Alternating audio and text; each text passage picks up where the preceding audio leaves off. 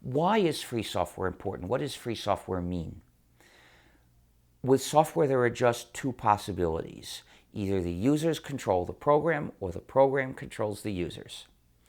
The first case is free software, because in order for the users to control the program, they need certain freedoms. So if they have the freedoms, it's free software and the users control the program.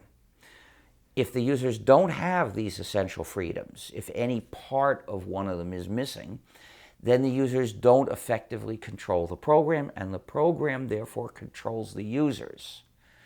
But there's always somebody, the owner, that controls the program. And through the program, this entity exercises power over the users. So a non-free or proprietary program, which we also call user subjugating software, is an instrument of unjust power for one entity over whoever is foolish enough to use it. This is why non-free software is bad, why it shouldn't exist. Because it's the users that deserve to control their own computing, and not this owner. Now, if you don't know how to program, you might wonder, what good does this do for me? One of the four essential freedoms is the freedom to study and change the source code to make the program do your computing the way you wish. If you don't know how to program, well, if you're really strongly motivated, you could learn. But what if you're not so strongly motivated? Or what if you have no talent in that area? Well, then you're not going to exercise this freedom directly. But you could pay someone else to exercise it for you. People sometimes used to pay me to change free software for them. There are other people. I don't do this nowadays. Other people do.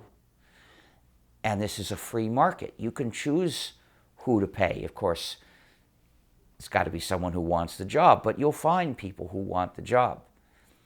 And so this way, you can get the program changed as you wish. But suppose you don't even bother to do that. The fact that the users have control over the program collectively as well is helping every user all the time. Because the freedoms also include the freedom to redistribute copies with or without changes. So if a group of users want to, they can work together to change the program to do what they jointly want to make it do. And they can do this because they're free to redistribute copies with their changes amongst themselves. And they're also free to distribute copies to the public too. So when they have a version they think is good to use, they can say to everyone, come get this, if they choose to. If you're a non-programmer and you're using a free program, then you didn't write it yourself. You got it from other people who developed it. And probably they use it too. Which means they don't want it to have any malicious functionalities.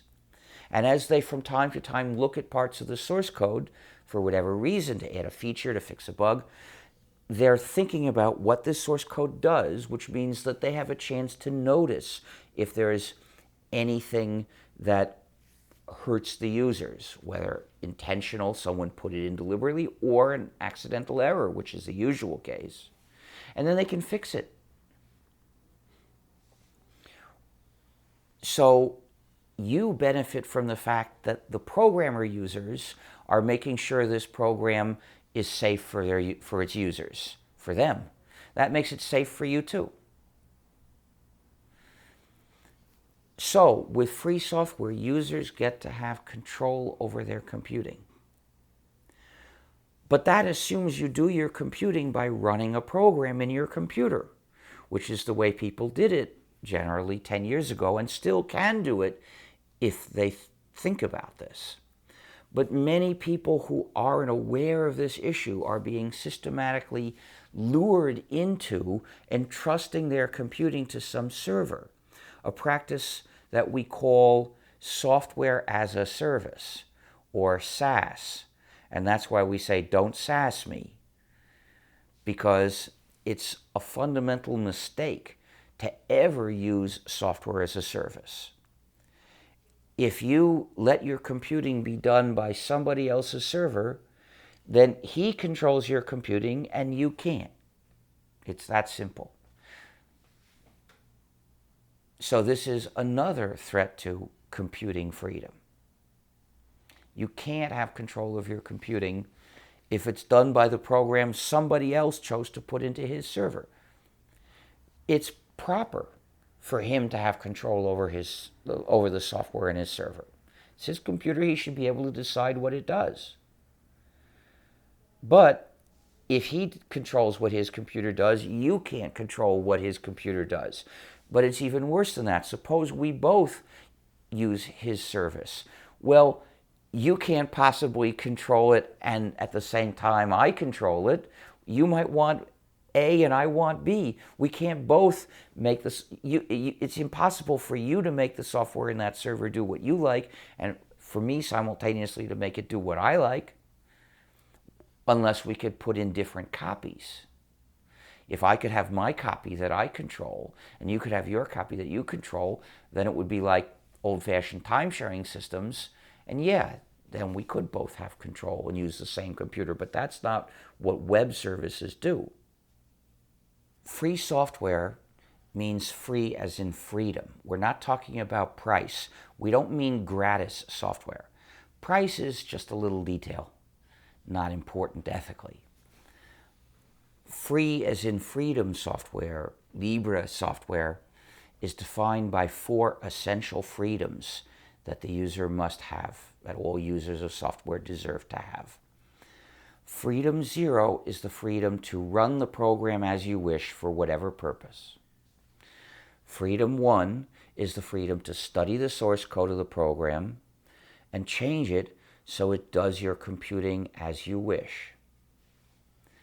Freedom 2 is the freedom to make and distribute exact copies of the program when you wish. And freedom 3 is the freedom to make and distribute copies of your modified versions when you wish.